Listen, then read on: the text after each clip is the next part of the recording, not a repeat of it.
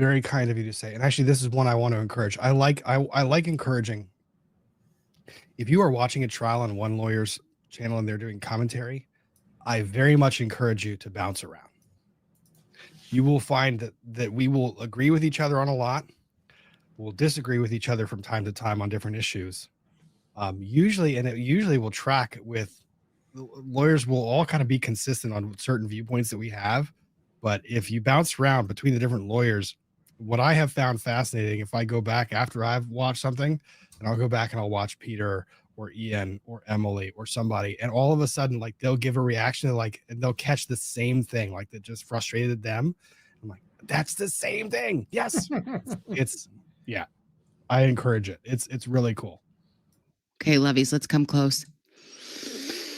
Let's grade the prosecution opening statements in Donna Adelson trial. A for incredible through F as a failing mark. So, okay. I mean, what can you say in terms of her opening? I don't know. I guess I'll give it 8.5 out of 10. We rated the Prosecutors opening a 9.3 last night. I went with prosecution, straight B. Straight B, and that's good. Here's the difference in this case. We've seen this. We've seen the evidence. This is the 4th trial. Well, this is actually the 5th trial, because they tried Katie twice. So we've seen all the evidence. But everything that they thought that would happen and work out in this murder plot is blown up in their face. They're all separated. Defense has a very high hurdle ahead of them here. These defendants are absolutely super incredibly guilty. There's no reasonable explanation for mentioning a TV after the bump. Unbelievably guilty. She sold me long ago. Yeah, that's for sure. I mean, she's fucked. I mean, you're trying to make sense of the nonsensical, and there is no doing it. I mean, they're fucked. It's like, yeah, they did it. They all did it. They were terrible criminals. They got nailed. What a fool you must feel like sitting there. Not only have you been locked up for 21 months, you're looking at being locked up the rest of your life. But we have amazing players. First of all, the judge. Who does not like this judge? The jury will be coming in shortly. The judge is probably being charming. Oh my goodness, what a great guy. He did go out and buy treats for the jury at Costco himself. Everybody watching this case loves the judge. Imagine how the jury feels. Okay, jury always loves the judge. We are counting judge's jokes, the antics of the judge. So it's judicial jokes counter. A lot of things apply here. Every time he says something funny or sort of chuckles or introduces humor, it's going to count in that. Oh, is everyone taking a break? The seal of Florida, the great seal of the state of Florida. In God we trust. Yes, we do. I like your flowers. I like your lady and the ship. You can be seated, but they're coming right back in, so it's probably going to be some Pop Goes the Weasel musical chairs, whatever your variation is of that. Pop goes the weasel, says the judge. Add that to the judicial jokes counter. I appreciate the shot of the broader courtroom. That's what the courtroom looks like. I love the bright red recording sign, so there's no confusion that it is being recorded. But also when they zoom out, it's like behind the scenes of a TV. Well, I guess this is a TV production, but Phil and Ruth Markel is who they show here and there. And here and there, they also show Donna's husband, Harvey, who was there at the airport with her when she was getting arrested. Oh, dude, you can't tell me this guy, right, Dan Markel's dad, is not ready to curb stomp Harvey on the break. Now let's see. What the defense is going to bring us. We're going to see the defense opening, which is a whole moment. I'm going to rush. Ooh.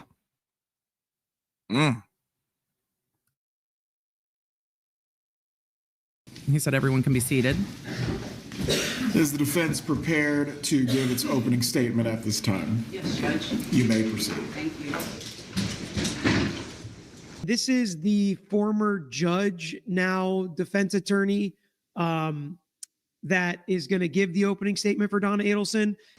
Good morning. My name's Jackie Fulford, and I, along with Mr. Zellman, represent Mrs. Adelson, and I don't think you've heard my voice yet. No, they haven't. Well, I'm going to try and talk slow because if I don't, the court reporter's going to scream at me. I just want to start by saying this. Remember, during the course of the proceedings, that the state always gets to go first, but the defense has a right to be heard too. So please keep an open mind until you hear from us as well. I'm asking you to always keep an open mind, right? In their case in chief, they go first also. They get to ask questions first of the witnesses also. But just keep an open mind so that wait for us. Wait for us. She You kind of just said wait sat for in the us. Opening statement. Presentation was pretty cool. I'm old fashioned, so I don't use that kind of stuff. The defense started their closing argument with the prosecution's presentation was kind of cool. I'm old fashioned, so I don't use that kind of stuff, but The presentation was pretty cool. I mentioned this yesterday, but I'm old fashioned. I don't use that kind of stuff. I don't use that newfangled technology. You can do that and it garners some, like, oh, that's cute, or all shucks, or, I really like it, or that's okay. You don't have to use it. From my perspective, what I think of as a lawyer is, how can I get this jury to understand this case the best? Not to think, oh, I'm showy or flashy, or look at how cool my PowerPoint is. I'm trying to get them to paint the picture in their mind and to paint the picture I see. Okay. stuff, but for an hour you heard Just about a country lawyer, this right? killing. And we're going to talk about that in a minute. It was a And you murder. heard an awful lot about why they think Donna Adelson has the motive to kill Danny Markel. Yeah, they kind of sold me on that. Awful lot about what other people did in this case. Well, I mean, not for nothing, but her motive is technically irrelevant. I don't need to know her motive because it's not an element of the crime. So the motive was helpful, I suppose, but ultimately irrelevant. So if you want to convince me the prosecution didn't demonstrate motive, cool, you win. What else you got for me, counselor? Lol. But not a single piece of evidence was discussed. I don't know. They had that show. I don't know. They literally had a check with her signature on it. That looks suspiciously like evidence. And they have tape calls and text messages and emails. There was definitely some parts of this, which is argument. Like, for example, that there's not a single piece of evidence that the prosecution spoke about in their opening statement that shows that Donna planned this or intended this. First of all, there is, and that's completely argument. Yeah, I don't know, ma'am. That Donna Adelson planned this, hired anybody to do this. Her signatures are on the checks. That this happened. She was signing checks. And I just want you to be mindful that when we're at the end of the case and the judge gives you the instructions, and he gives them, I won't do that. When he gives you the instructions, he's not going to give you an instruction that says the state has to prove motive. He's going to give you elements of each offense, and he's going to say that each element of each offense has to have actual evidence to prove that. Not motive, actual evidence that those things happen. Yeah, and they're sitting on a pile of it. Maybe you were not listening to the same opening statement that I heard. Yeah, I heard many things. I heard a lot of references to a very comprehensive investigation. Again, I'm going to repeat some of the things I said during the states because it's the exact opposite. When motive is bad for you and they can prove motive, you've got to focus on the fact that motive is not something they have to prove. The judge is never going to tell you they have to prove motive. Everybody knows motive is good to have, and that's how the jury usually comes on board, and that's how all of this works. But in this scenario, she's like, motive is not everything. You can have motive, and she's right that you can have motive and not commit a crime. I don't know if she actually says that. I would have said that. I would have said a lot of people have a motive to do X, Y, and Z, to steal money, to rob a bank, right? A lot of people have a reason they would like to rob a bank. That doesn't mean they robbed the bank. I would have said that. I know it's argument, but I would have slipped it in. We're going to have a long trial, and I know It's you gonna be all about 2 weeks. are It's not kind of that long. prepared for that, at least in your mind. You know it's going to happen, and it's going to be long, and we're going to have days. And you're going to hear a lot of evidence and phone calls and text messages and emails. But I want to ask you to never, ever stop thinking for the 2 weeks or 2.5 weeks that we're here about why it is we are really here. Not just because Donna Adelson is on trial, but because 2 men killed Danny Markel. I get it. I understand it. They are going to say, we all have a common enemy here, and it's the 2 guys that drove up there and took the life of Dan Markel. That's definitely something that almost all defense attorneys do. They say, look, the murder of this innocent victim, of course, is tragic. It's just that it has nothing to do with my client. Don't forget Danny. He was an amazing professor. Feels like they're going to lean in even more to Danny Markel. What a great person, what a brilliant guy, what a great professor. Then she got into this whole long speech about Danny Markel, and how special he is. He was very well educated. He had 2 degrees, I think, from Harvard, one of them from law school there. But he had to give it up. He had students. He was very well respected by his peers, his colleagues. And we shouldn't stop thinking about why we're here. It's because of Danny Markel. What? And this is the point where I started. This is pretty much the point where I was like, I guess I'm going to cover this because I have so many feelings. Yes, she gave a long speech about how amazing Danny is, which I think some people were finding a little more cringeworthy. Because she's like, don't forget the victim. And I'm like, this is what you never do as the defense. Here's the problem. It is going to be so very clear. Donna Adelson hates Dan Markel. She hates him. She hated him. Because when they have sympathy for the victim, they want to convict somebody, anybody, right? I know he had to be proud of all that he had achieved. What are we doing now? His career was important to him. Him continuing to educate himself so that he could get what's tenure, happening right now? At the law school as a professor. He worked very hard. He earned a lot. What he did not earn was for somebody to do this to him. We're going to hear that Wendi Adelson, the daughter of my client, was married to Danny. And I'm not trying to be informal when I say that. I respect Mr. Markel, Dr. Markel, but because so many people in the trial are going to refer to him as Danny, I'm going to do that if that's okay. No, you're not. I don't mean it's not any okay. disrespect by doing that. But I don't mean it. No, if you've got to apologize to the jury for it, don't do it. Yeah, you won't ever hear me call him Danny. I was not friends with him. It'd be Professor Markel to me anyways. You know, if you have to explain to the jury that you don't mean any disrespect, You probably shouldn't do it. just don't do it. Yeah.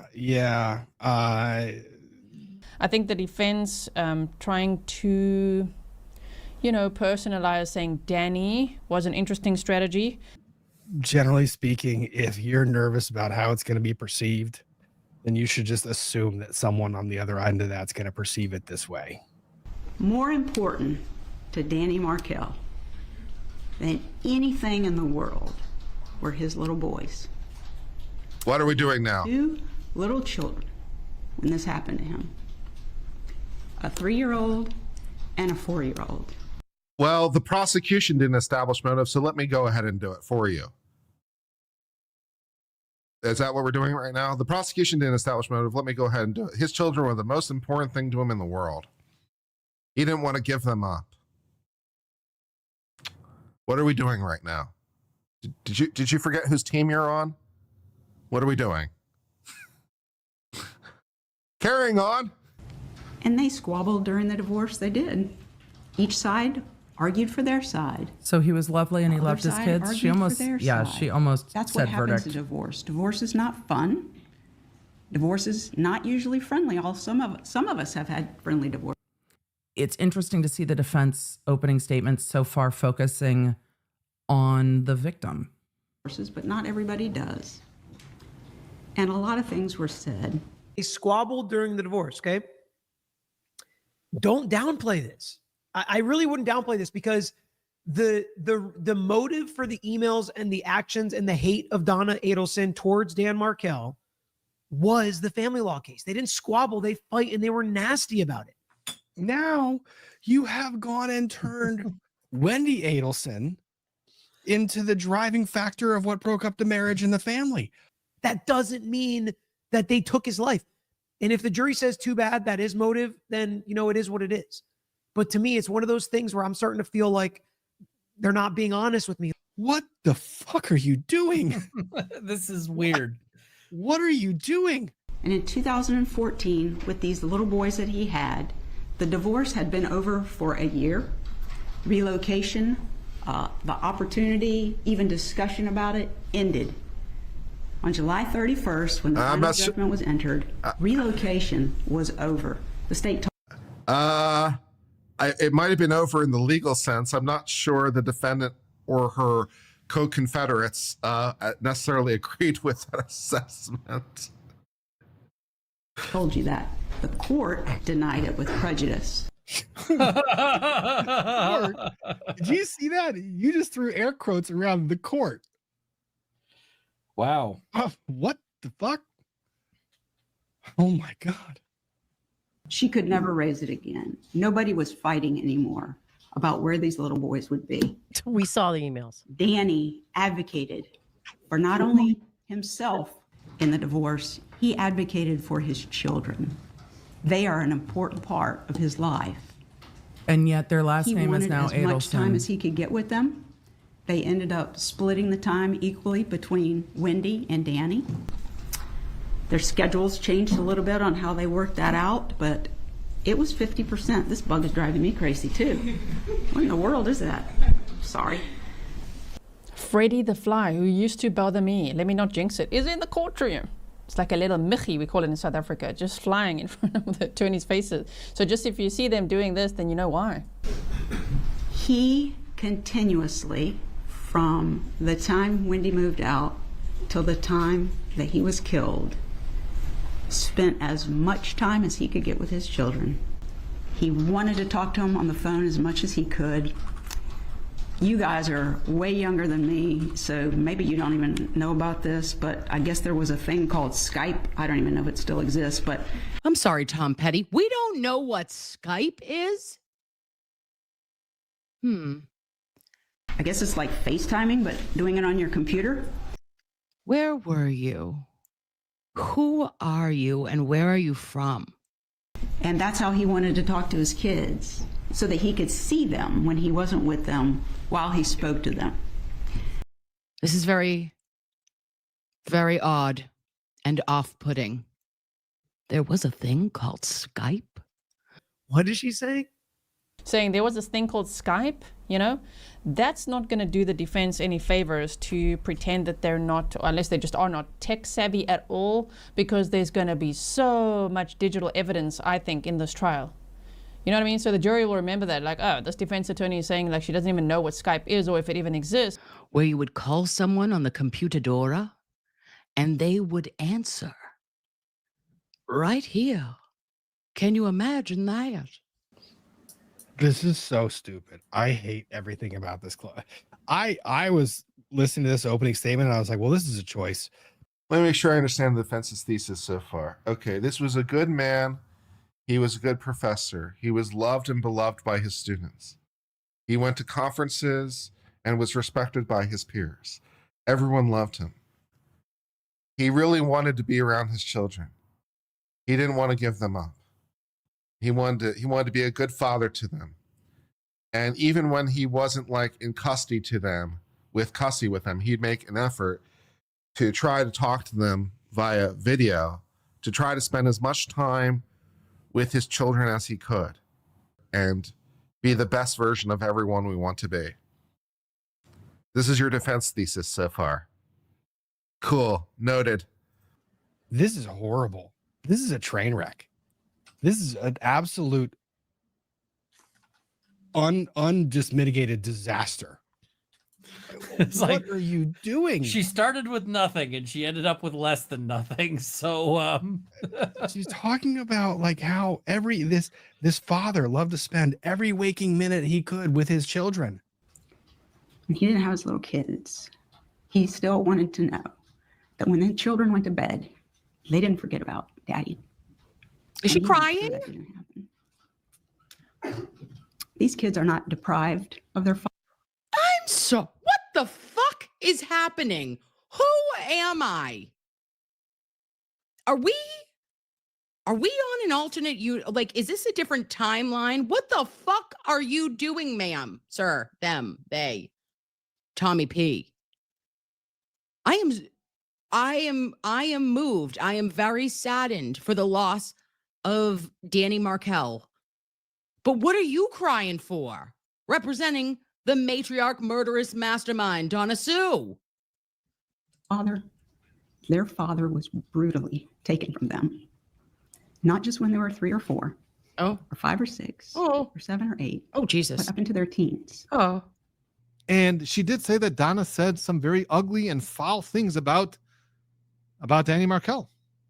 But she also did some good things. She also let the kids stay in front of the Skype so that Dan Markel can read them goodnight stories, bedtime stories. If they're going to prove that Donna Adelson would arrange these Skype meetings with Dan Markel, I think that's a really good fact. And that's a really important fact. And that could really make her look good. Like, she's trying to work with him. She's trying to make this happen. She's trying to make all this work. I want to talk to you now about my client, Donna Adelson. She is a normal person, just like all of us. Well, at the time that this happened, she was 64 years old, married to her husband, just like all of us. At the time that this happened, she was 64. She's just a normal mom. And then another point that she really wanted to make, that Donna is just a normal person. She's just a normal mom. What? Oh, she's a normal person. You're fucked. You're all fucked. Fucking Florida does it again. And she even went to work at a place that was owned by her son. And I think that she was trying to elicit some like sympathy here, saying like, wow, can you imagine a mother going to work at the office of her son? So she said that. And she is so kind. She is so caring. She's loving. She cares about others more than she cares about herself. Cares more about people than she does about herself. Now, what happened on July the 18th she would do of anything for them? 2014? You've heard the state describe it, but I want to talk about it for a minute. And she says basically that, look, the state can prove that Luis Rivera, Sigfredo Garcia killed him.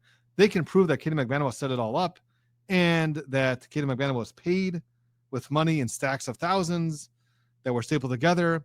She's pointing to all the bad guys, showing how far removed the Adelsons are, and showing that this has nothing to do with Donna. I'm going to show you who really did this, and we agree with the state on as to who did this. And that was all Charlie. That was all Charlie Adelson.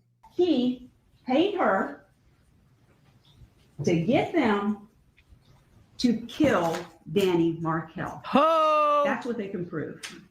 And they've done it 1, 2, 3, 4 times. Uh-huh. Okay, you've basically described a conspiracy, This right? case is That sound you just heard This was case is really Charlie getting run over by the bus. theory.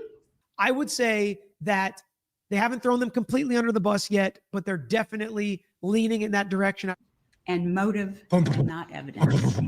It's interesting that the defense is throwing Charlie right under the bus. Everything's Charlie's fault. He's the one that did it. His girlfriend was Catherine McBonowa, and she's the link to the hitman and the getaway car. And the getaway car guy is obviously Luis Rivera, who also bought the gun, and the hitman who pulled the trigger, Sigfredo Garcia. Oh, please tell me how many trials they have had and how many people they have convicted in this conspiracy. Seems like they've got a pretty good record at this point in time. 4 for 4 is pretty damn good. What does it have to do with Donna? So there is no evidence at all about Donna. She wrote the checks. We do know that Donna signed those checks that were made out to Kate McManus. Like, they really agree with the conspiracy all the way up until it gets to their client, right? It's like, oh, this makes perfect sense until it gets to Donna. It's kind of a hybrid of she didn't know, she was too far on the outside, what we would think Wendi Adelson's defense might be, and then Charlie's extortion defense is kind of a hybrid of the two.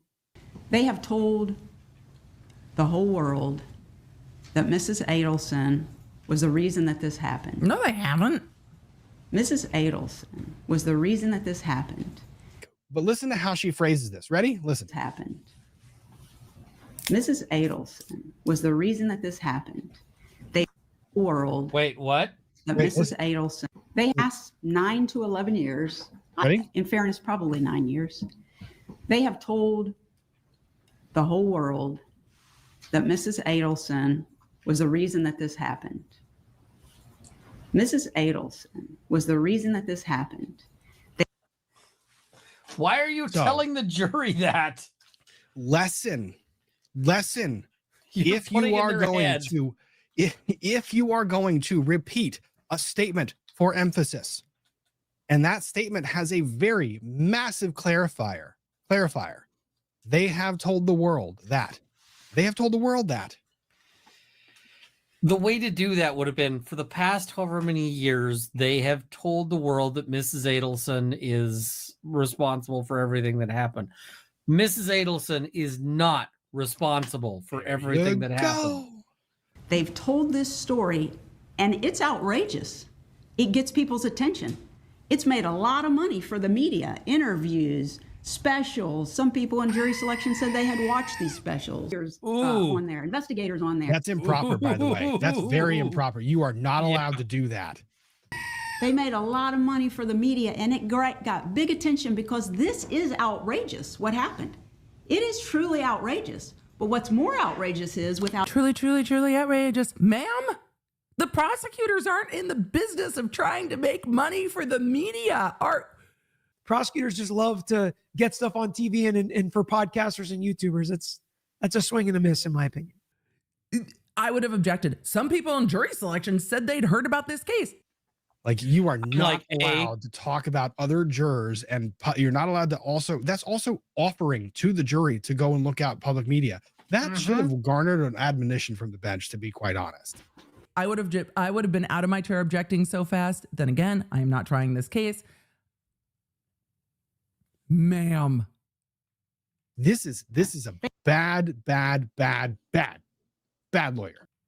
They are not blaming Donna because it makes a lot of money for the media. They didn't even arrest her until she decided to peace out on a one-way ticket to Vietnam after being on the phone talking about the fact that she was going to set up all her affairs for her daughter and her grandchildren. You don't put your affairs in order to go on vacation. Without any evidence, only motive and theory, they put her at the top of this pyramid. She's the matriarch. She's the matriarch mastermind behind Danny being killed. You gave the prosecution their fucking closing argument. You gave the prosecution every line they need in their closing argument. The matriarch mastermind. That's in the headline of this. It is in the heading of this video. Matriarch mastermind. And what's crazy about this is it was a tagline used by the defense. And at the end of the case, because there's not going to be evidence that she did this. This is it. Keep an open mind. Listen to all of it. We're going to ask you to find her not guilty of every single count. Thank you. Wow. Thank you. Wow. Fucking Charlie just got runt over.